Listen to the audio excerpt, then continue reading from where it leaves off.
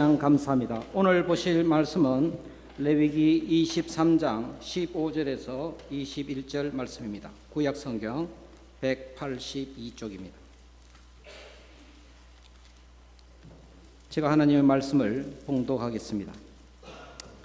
안식일 이튿날 곧 너희가 요제로 곡식단을 가져온 날로부터 세어서 7 안식일의 수요를 채우고 7 안식일 이튿날까지 합하여 50일을 계수하여 새 소재를 여호와께 드리되 너희의 처소에서 10분의 2 에바 만든 떡 2개를 가져다가 흔들지니 이는 고운 가루에 누룩을 넣어서 구운 것이요 이는 첫 요제로 여호와께 드리는 것이며 너희는 또 이 떡과 함께 1년 된 흠없는 어린 양 7마리와 어린 수소 1마리와 순양 2마리를 드리되 이것들을 그 소재와 그 전제물과 함께 여호와께 드려서 번제로 삼을지니 이는 화제라 여호와께 향기로운 냄새며 또 순염소 하나로 속죄제를 드리며 1년 된 어린 순양 2마리를 화목제물로 드릴 것이요 제사장은 그 첫 이삭의 떡과 함께 그 2마리 어린 양을 여호와 앞에 흔들어서 요제를 삼을 것이요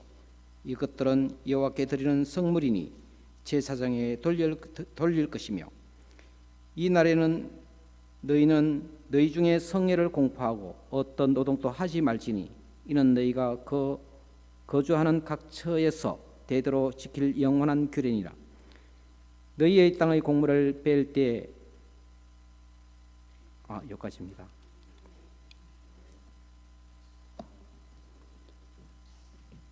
목사님 나오셔서 새롭게 하시는 성령이라는 말씀으로 전해주시겠습니다.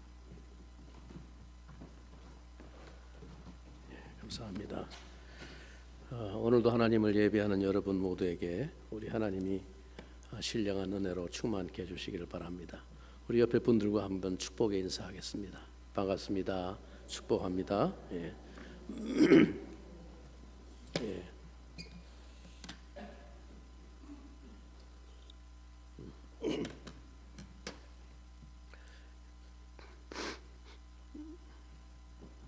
예, 제가 한 달 정도 지금 계속 아직 목소리가 완전하게 회복이 안 돼서 많이 좋아지긴 했는데 아직 좀 이렇게 온전치 않아서 의사는 말을 아끼는 수밖에 없다. 성대 결절이 좀 왔다 그렇게 얘기를 하는데 그래서 우리 장로님들이 담임 목사 아끼는 마음에서 오늘 이렇게 순서들을 좀 분담해 주시고 또 오늘도 원래 성찬식도 예정을 했는데 성찬식도 좀 미루는 게 좋겠습니다. 목사님이 여러 가지 집례하시는 게 무리가 될 것 같습니다. 그래서 오늘 아쉽지만 성찬식도 다음으로 조금 미루었습니다. 그렇게 양해를 해주시기 바랍니다. 교회가 기념하고 있는 몇 가지 절기 중에 오늘은 성령 강림절이라고 하는 기념주일입니다. 마이크 조금 이렇게 하울링을 낮춰주시면 좋겠어요. 예. 구약의 율법에는 이스라엘 백성들이 지킬 중요한 절기와 제사에 관한 규례들이 명시되어 있습니다. 우리가 요즘 레위기를 계속 묵상하고 있는데 이 레위기가 바로 이 부분에 대한 상세한 하나님의 율법과 규례를 우리에게 알려주고 있는 책입니다. 그 중에 가장 핵심적인 3대 절기를 꼽을 수 있는데 이 3대 절기는 이스라엘 백성들이 이스라엘 남자들이 반드시 1년에 한 번씩 예루살렘 성전에 올라가서 제사를 드리도록 명시되어 있는 그런 핵심적인 절기입니다. 그 첫 번째 절기가 유월절이라고 불려지는 절기죠. 또는 다른 말로 무교절이라고 하기도 합니다. 그리고 두 번째가 바로 오늘 우리가 지키고 있는 이 맥추절 또 오순절이라고도 하는 절기입니다. 그리고 마지막 세 번째는 수장절 그리고 초막절이라고도 불려지는 그런 절기입니다. 구약에 명시되어 있는 이 절기와 제사들은 예수 그리스도의 구원 역사에 대한 하나의 모형으로 그리고 하나의 예표적인 메시지로 이스라엘 백성들을 깨우치시고 교훈하시기 위한 제도였습니다. 그래서 이것은 신약의 예수 그리스도의 구원 사건으로 인해서 그것이 다 성취되고 다 이루어지고 다 완성된 것입니다. 그러므로 이제 오늘 이 시대 우리는 더 이상 그 그림자와 하나의 모형으로 보여주었던 이 구약의 절기와 제사를 문자 그대로 반복할 필요는 없습니다. 다만 이제는 예수님으로 말미암아 성취되고 우리에게 주어진 그 구속의 은혜를 이 절기의 의미를 되새기면서 기념하고 감사하는 것으로 이 절기의 새로운 의미를 되새기는데 의미가 있는 것이죠. 오늘 우리가 읽은 이 본문은 구약에 특별히 맥추절 그리고 오순절에 관한 절기 제사의 규례를 말씀해주고 있는 본문입니다. 그래서 이 본문은 한 5, 6년 전에도 맥추절과 관련해서 한번 설교한 적이 있습니다. 특별히 요즘 매일 이 레위기를 묵상하고 있는 이 흐름에 이어서 이 제사의 영적인 의미와 교훈을 묵상하고 적용하는 것이 유익하다고 생각되어 다시 이 본문을 중심으로 묵상을 정리하였습니다. 핵심적인 이 본문의 내용은 동일하지만 이 말씀을 좀 더 우리가 다시 한번 묵상하면서 우리의 삶의 실제적인 적용을 어떻게 이어가야 할지 초점을 가지고 말씀을 전하도록 하겠습니다. 맥추절이라고 하는 이 구약의 절기는 말 그대로 맥을 추수한 절기다. 맥이 보리맥자니까 보리 추수를 끝내고 하나님 앞에 감사의 제사를 드리는 절기다. 그래서 이스라엘의 농사의 시기를 중심으로 해서 붙여진 이름입니다. 그런데 오늘날 이날을 성령 강림절이라고 부르게 된 것은 바로 이날에 오늘 본문에도 나와 있지만 7 안식일을 지내고 그 다음 날 50일째 되는 날 오순절에 새 소재로 여호와 앞에 이 제사를 드릴지니라 하고 명시되어 있는 바로 그 50일째 되는 날 오순절에 성령이 강림하심으로 이 날에 대한 진정한 영적인 의미가 성취되었고 하나님의 뜻이 실현되었기 때문입니다.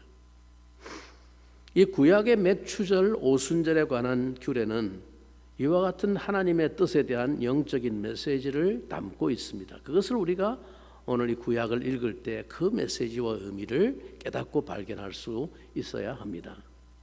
여러분들이 한번 큰 소리로 다시 본문 15절부터 17절을 큰 소리로 한번 여러분들이 읽어주시기를 바랍니다. 15절부터 17절까지 읽겠습니다. 시작.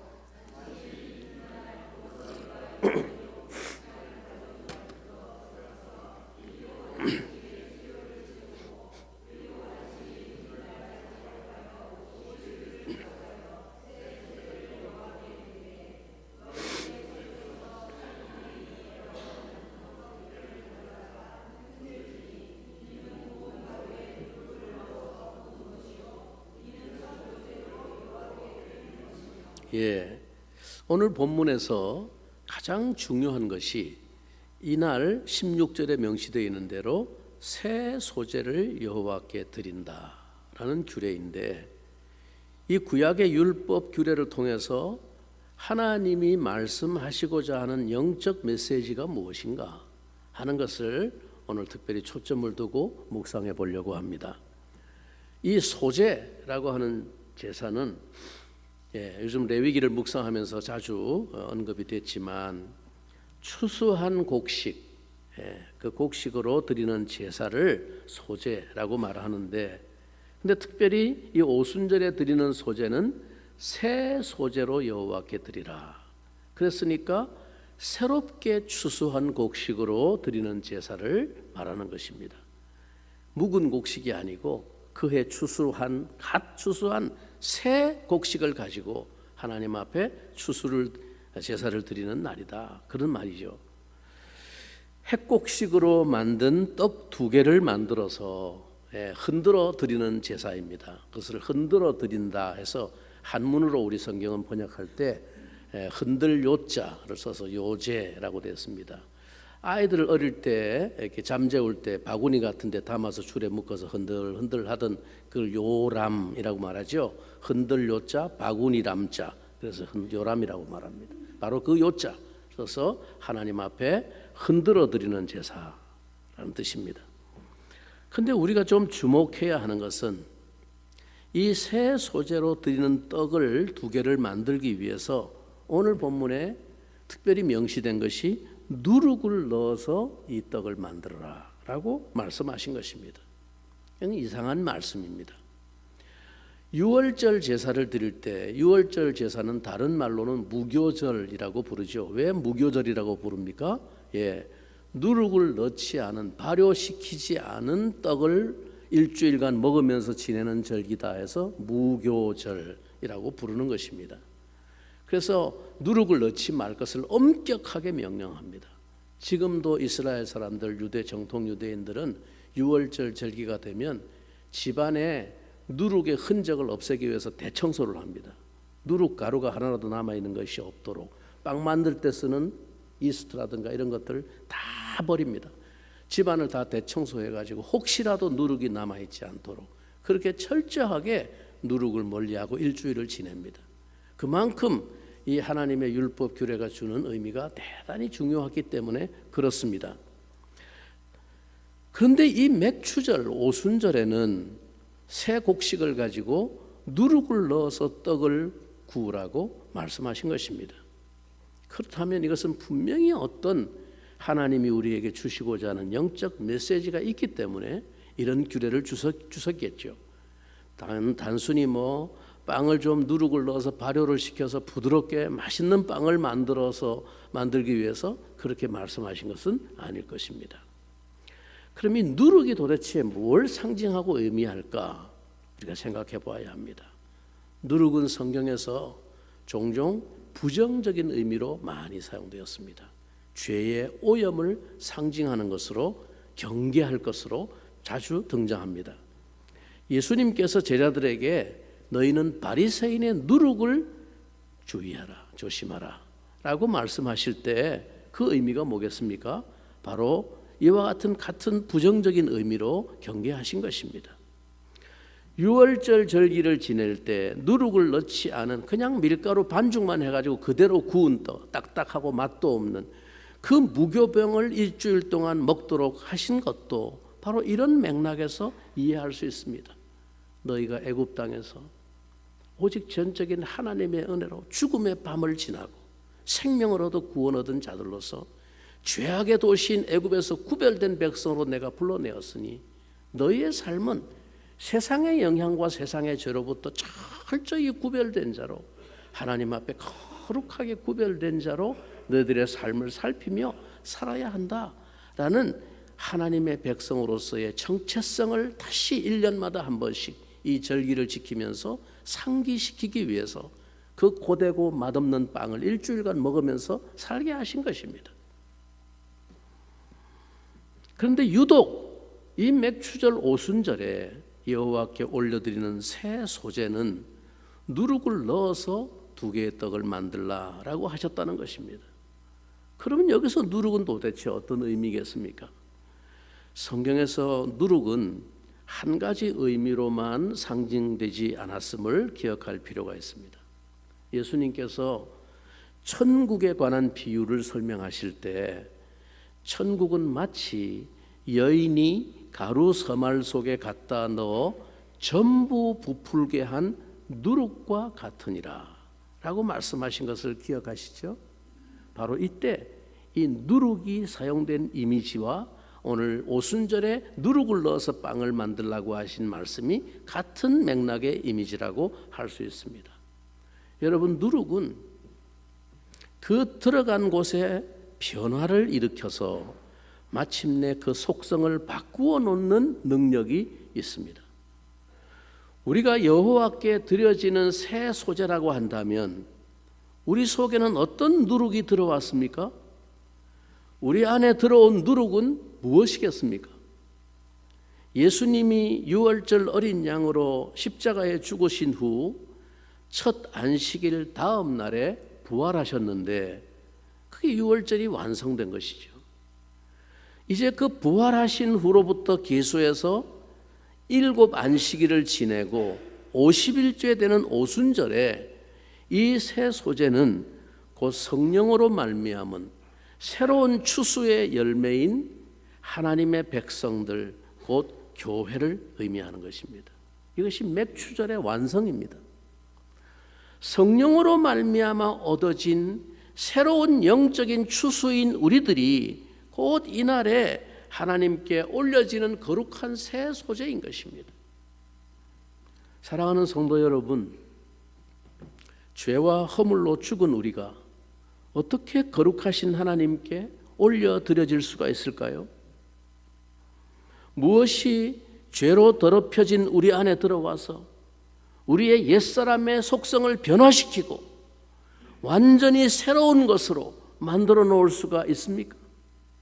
성도 여러분, 누가 이 일을 이루어 놓았습니까?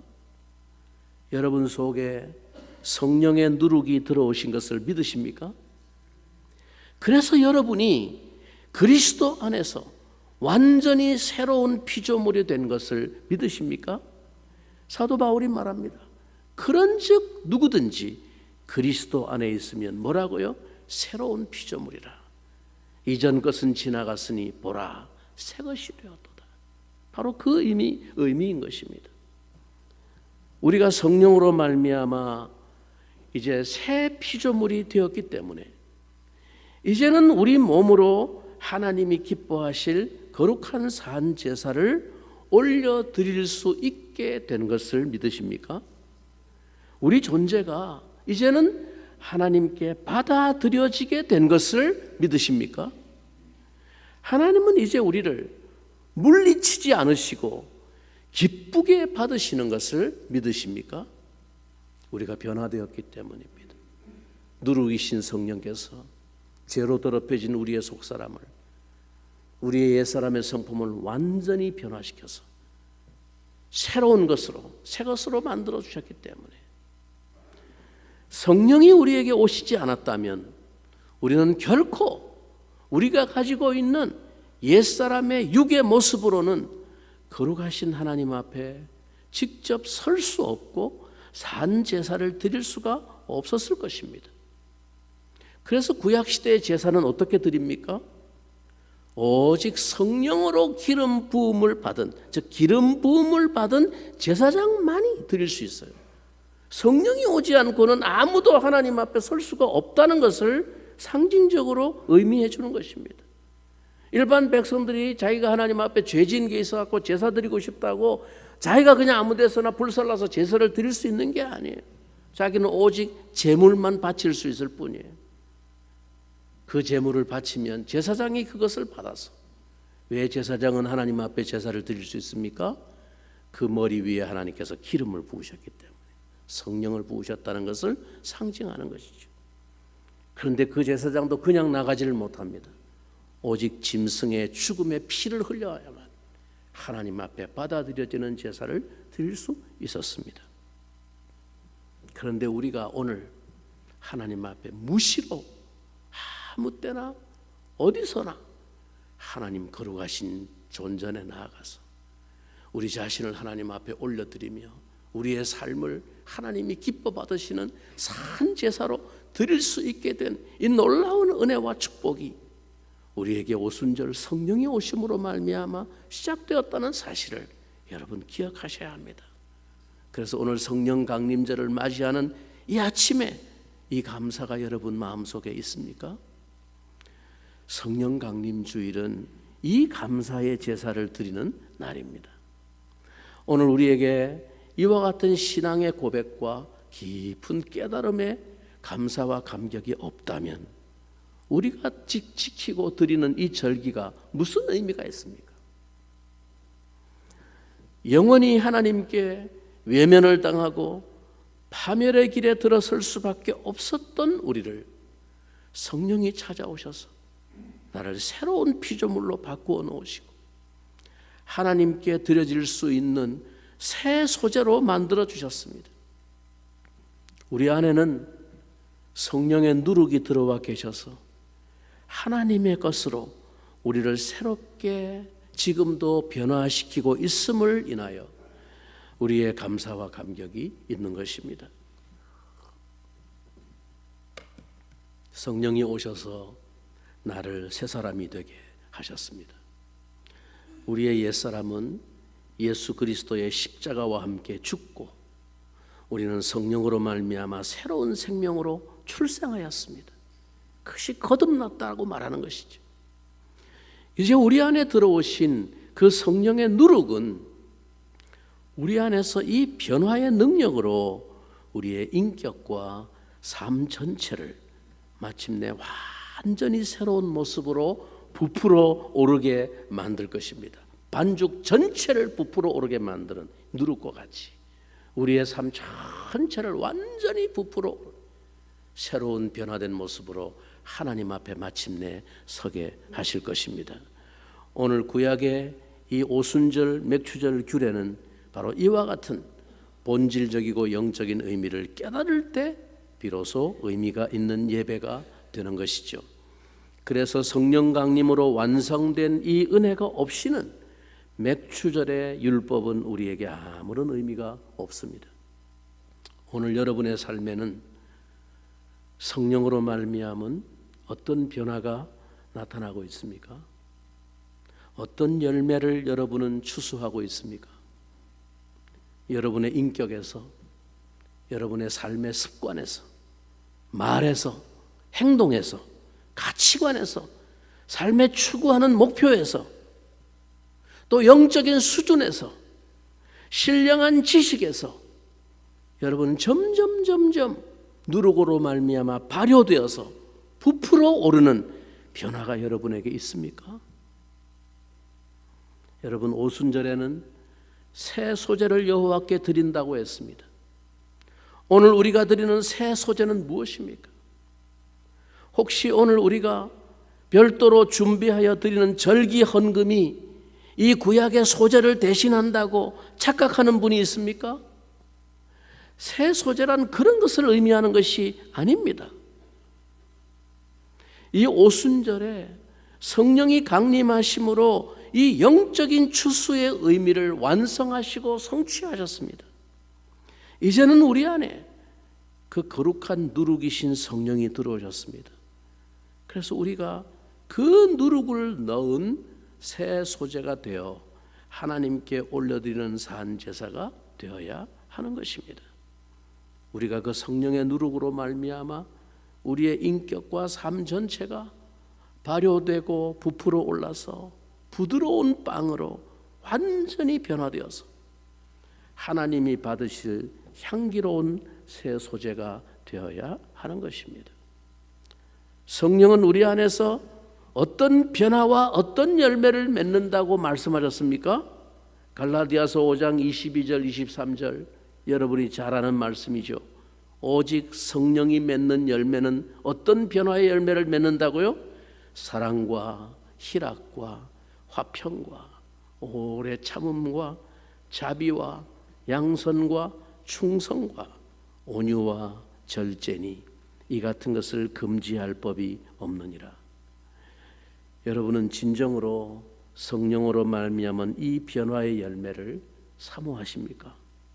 내 속에서 이 성령의 누룩으로 말미암는 변화의 능력이 드러나야 하겠는데 도무지 시원하게 달라지지 않는 그저 그런 내 모습을 보면서 여러분 마음속에 영혼의 갈망과 몸부림이 있습니까? 여러분, 우리는 오늘 하나님께 어떤 새 소제를 과연 올려드릴 수 있겠습니까? 오늘 본문에 보면 오순절에는 이 새 소제를 드릴 뿐 아니라 그와 함께 번제와 속죄제와 화목제가 함께 드려졌습니다. 왜 이 제사들이 함께 드려졌을까요? 19절에 보니까 또 순념소 하나로 속죄제를 드리며 1년 된 어린 순양 2마리를 화목제물로 드릴 것이요. 속죄제는 왜 드립니까? 맥추절은 감사의 제사를 드리는 날이지만 동시에 우리의 삶을 돌아보고 회개하는 제사가 있어야만 합니다. 여호와 앞에 새 소제로 드려지지 못한 나의 삶을 돌아보고 그 성령의 역사를 거슬러 살았던 죄를 회개하는 것입니다. 히브리서에 보면 이스라엘 백성이 마음을 강팍해 하여 하나님의 저주를 받았다라고 말합니다. 성령의 음성을 듣고 변하지 않는 그 마음을 성경은 강팍한 마음이라고 말씀했습니다. 그 마음은 악심이라 이렇게 표현했습니다. 악한 마음이다 라고 표현했습니다. 그것은 무서운 죄악인 것입니다. 살인죄가 무서운 것이 아닙니다. 우리 안에 들어와 역사하시는 성령의 음성을 거스르고 변하지 않고 버티고 있는 그 마음이 악심이라 라고 성경은 말씀합니다. 이스라엘 백성들이 하나님 앞에 저주를 받았던 것이 바로 그 때문이다 라고 말씀합니다. 그래서 이날은 우리와 하나님 사이에 소원했던 관계를 새롭게 회복하기를 갈망하는 화목제가 드려졌습니다. 어디서부터 내가 하나님과 멀어졌는지를 살펴보고 다시금 하나님과 화목하는 자리에 우리가 들어가기를 소원하는 것입니다. 그것이 화목제물입니다. 그리고 이제 우리가 다시 우리의 삶을 새 소재로 여호와께 올려드릴 수 있도록 내 삶을 새롭게 살겠습니다 라고 헌신을 결단하는 번제를 함께 올려드렸던 것입니다. 18절 이하에 보면 그 전제 제물과 소제와 함께 여호와께 드려서 번제로 삼을지니 이는 화제라. 불로 다 태워 몽땅 남김없이 다 태워 올려드리는, 나의 전부를 다 하나님 앞에 올려드린다고 하는 것을 상징하는 번제를 하나님께 다시 드리는데 이것이 여호와께 향기로운 냄새라고 말씀하셨습니다.